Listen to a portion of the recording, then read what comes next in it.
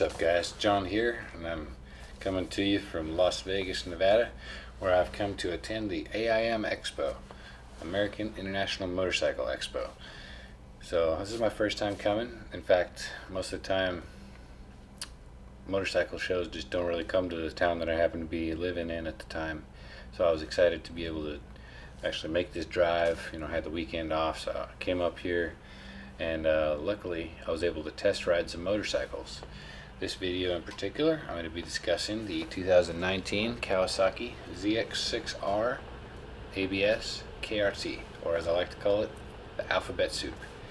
So 19 model, beautiful paint job, bright green, a few cosmetic changes. I'm not 100% up to speed on exactly which cosmetic changes were made since last year's model. I know there were a few, but I can't name them off the top of my head, so you guys will have to look that one up. What I can let you know is that even though I'm not really a sport bike rider, I'm not a sport bike rider at all. Okay, let me change that. I ride a cruiser, all right. So I ride a Yamaha V-Star 1100, and it is forward controls, floorboards, leather saddlebags, just V-twin machine. It's not a sport bike whatsoever. So up until this morning, I had never ridden a motorcycle with a 4-cylinder engine.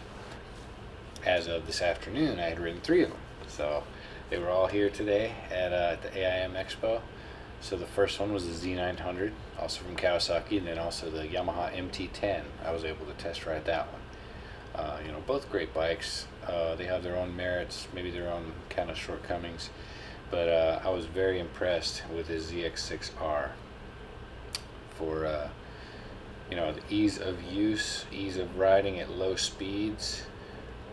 It's the most smooth and easy to ride motorcycle in first gear with the clutch completely out of any bike that I've ever ridden. So hats off to Kawasaki in that regard for the engine, the fueling, the gear ratio and stuff like that for first gear. The balance of the bike, it's real beginner friendly in that regard. I would not really call it a beginner friendly bike per se. If you're susceptible to wanting to go full throttle, you probably will get yourself into some trouble. So if you're thinking about buying this for your first bike, just make sure you set your expectations to where if you crack that throttle wide open and you just go for just a few seconds, you're going to be way exceeding the speed limit and getting yourself in a very dangerous situation. So if that's the case, if you are a first-time rider and you're considering this bike, just please do yourself, do everyone else a favor, get some training, get some education, and just be careful out there until you're really ready to use that machine. So same goes for any kind of bike, really. Anything can get you into trouble if you're not careful. Alright, so the seating position, as far as the legs go, it was fine with me. As far as the wrists go, not really the most comfortable position for those wrists to be in. There was a lot of weight kind of resting on them. I tried pinching the tank with my knees. I understand if you get some of the really rubbery like gel tank protectors, it helps with gripping the tank with your knees, so that may be something to consider for an aftermarket solution. How does the bike handle going around corners? Very well. That's pretty much what it was designed for. The Z900, I didn't really like the position when it comes to tipping over, leaning into corners, just due to where the feet are, where the handlebars are, stuff like that. With this Ninja, the ZX-6R, it was natural, just very natural position with those feet up and back, and then your hands forward. You feel like you have just excellent control of the bike going around corners and stuff like that. Acceleration, there's plenty of it. It's great.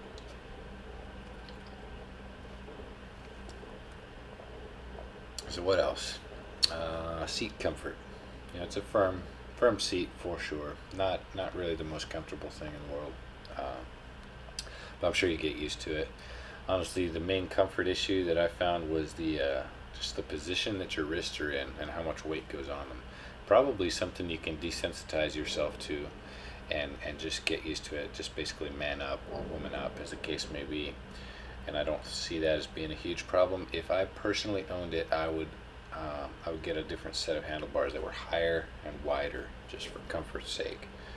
The vibrations were not the worst bike I've ridden, but not the best. There are some vibrations depending on what rev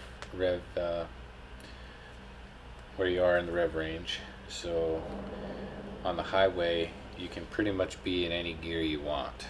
If you're going 65, 70 miles an hour on the highway, to test it out, I downshifted to third and then into second on the highway, and it's manageable. You're close to the you're close to where a lot of the power is, that power band, if you will, when you're in second or third gear. So just a little bit of twist of that right wrist, and you kind of rock it forward, which is pretty fun. I'm not gonna lie, that's pretty awesome. Yeah, so the wind protection, not bad. It's low. That fairing and the windshield and stuff like that, they kind of protect their lower torso. You'd have to really tuck down into it to get complete wind protection. But I think you could probably tell that just by looking at the bike and just kind of drawing an imaginary line from where that windshield goes, and that's where the wind will go. Really, it's about as simple as that. The mirrors, very usable. I know a lot of people will just add aftermarket ones because they may not like the positioning or the style of those mirrors, but they work. They're not too shaky to be usable on the highway, which is excellent. The brakes are really good. They just work. By the way, the brake lever is adjustable, as well as the clutch lever. How's the clutch? The pull is not the lightest, so some of the Kawasaki's actually have just an absurdly light clutch feel. Takes like no effort whatsoever. You can use one finger. The Z900 is one of them. I actually tested it with one finger clutch a few times, and it's just fine. This one, you can do it with two finger. You probably should adjust it to get that confidence. Where the clutch engagement didn't necessarily work with me too well for two finger clutching, just the way it was set up when I hopped on it. But again, it is adjustable, so you can fine tune that and probably even just change out the clutch lever if it's not really the right shape for you, and easily manage with two fingers as far as level of effort goes.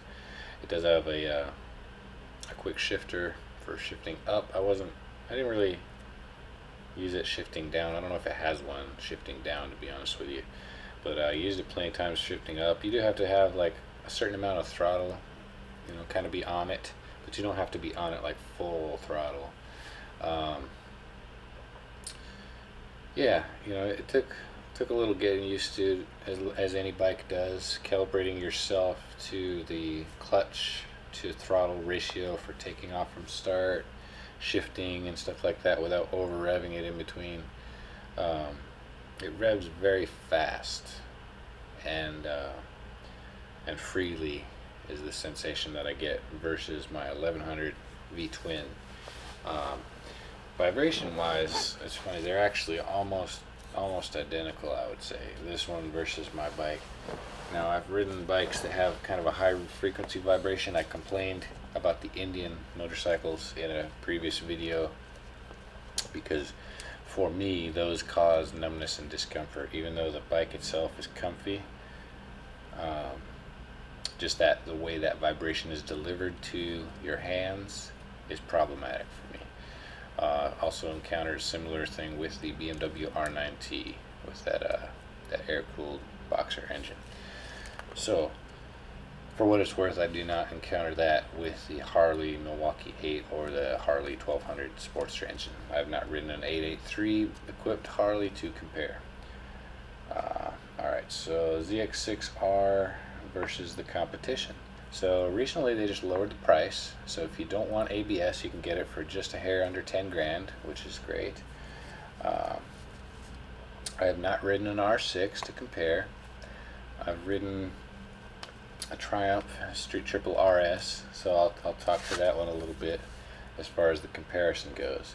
So this comes in a bit cheaper if you're just looking at MSRP.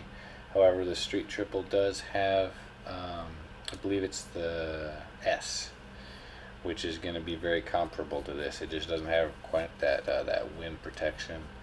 But it's also, it's a sporty bike. That one's a more upright, standard riding position than this one is. So that's a big factor as far as the comfort and control, confidence for you. Then the Triumph is worth considering. The R and the RS models of the Triumph Street Triple, they have just a wonderful, just a big full color LCD screen, which is great. The new Indian FTR 1200, it's kind of in a higher price point, I believe. Maybe it had options, but the one that they were showing at the floor said it was about 15 grand. So that's definitely more than this bike, more than the Street Triple RS, and but it's just got a phenomenal LCD screen. You can pair the phone to it with Bluetooth. It just, everything feels like it's from 2018. I'm told that Harley actually has a new system for 2019 models, but I have not put hands on that one. The Harleys that I rode with the like the baggers, basically with that touchscreen, previous generation touchscreen, it was just complete garbage. Unresponsive. You have to wait like a minute after turning on the motorcycle before your Bluetooth is connected again. I don't know why you bother putting Bluetooth on if it's going to be that delayed in implementation. Just force the people to plug their phone in and just make it work. But just laggy, not great. Image quality on that LCD screen, but luckily those bikes, those Harleys, they have analog gauges, so it wasn't really relied on as an instrument. But the Triumph is, but it's very much up to the task. KTM 390 Duke, I have not ridden it, but I have seen that LCD display is also excellent, and it has the Bluetooth connectivity, which is exceptional because of the price point, $5 grand. But just remember, guys, electronics, we're in an age where this camera that I'm shooting it on, the GoPro Hero 5 Black, it I think it was on clearance for under 200 bucks. And it's pretty good. It was excellent a couple years ago, and now it's just pretty good because they got the 7 Black. By the way, I do have a bone to pick with this particular GoPro. The reason I'm doing a voiceover is not because I was not capturing audio of this ride of the ZX-6R. I thought I was capturing it. But I come to find out that there's like a glitch in the GoPro when you have an external mic, which I do, with their official external mic adapter. But when you start the video by just clicking the start button on the camera, the shutter, it doesn't always acknowledge the fact that you have an external mic plugged in and start capturing audio from it. I read that if you turn the camera on with the mode button and then click the shutter button, it should for sure know that you have an external mic. I really wish I had done that, because one of my favorite things about this ZX-6R was the engine noise. It's just stock, right pretty much from the factory. They unveiled these things at this very expo, and then I guess they rolled them out to the parking lot and let just average Joes take them for a spin, which is just fantastic. I love that Kawasaki did that, and I love that I was here and able to ride this bike so recently after it was unveiled. It's just great, and that I was able to make video and share it with all you guys. I did have a commentary going. I was surprised at how user-friendly and how fun this engine is, the 636 Kawasaki. They've been making it for a while, various iterations of that Ninja in the 600 class. I was looking at the specs. I don't think I still have it up on my computer, but you can pull all the specs up and stuff like that. But I believe it said 430 pounds, which is it's pretty light. It's a 4-cylinder bike. It makes a lot of power. It is fast enough, absolutely fast enough. The MT10 that I rode, it's faster. It makes more power. It doesn't weigh that much more. It's definitely like a more brutal bike, that MT10. It's a bigger motor.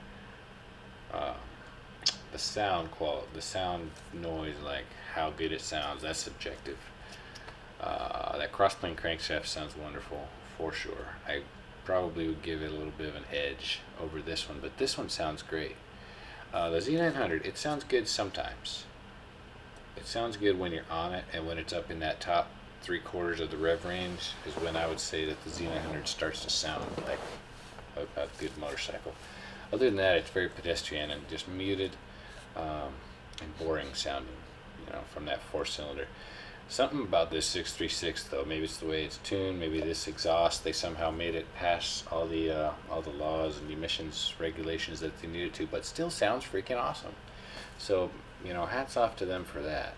I think they've turned out an excellent product. For the Z900, I was very impressed. It's a good bike for sure, but I've always thought it's pretty ugly. I do not think that about the ZX-6R. I think it's a very handsome, sharp-looking machine.